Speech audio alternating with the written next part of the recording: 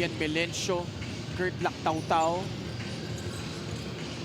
You have their Tangiwan as Lactautau will score the first basket of the second quarter for Jet Rotig. What a drive by the Lactautau.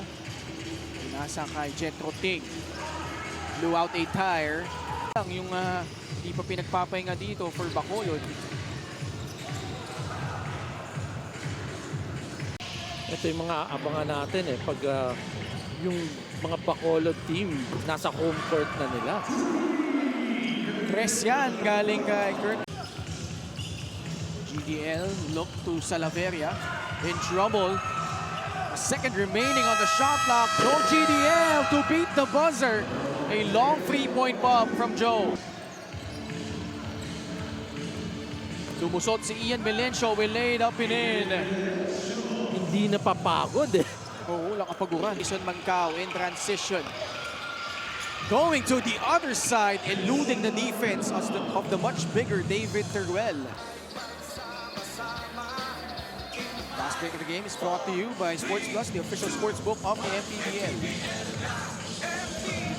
Malog palabas. Teruel with the rebound. Lieva, the cut. Shot fake, goes up strong against Decoy Lopez for 2. Toligon, one-on-one against Hans Lieva. Had it in one-hander, no. Salaveria doing a nice cleanup job.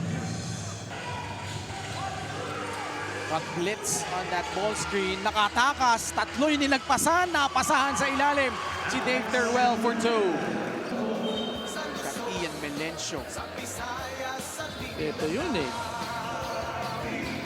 leaving 3-man behind. Yun no? Apat kung sama mo yung defense doon. Canlas tried to help but to no avail. Finding a wide open Dave Teruel inside the paint. Manila yet hindi pa in penalty rather. Teruel libre sa tres. Yes! Another good extra pass by the Bacolod Mascaras. Just right in time.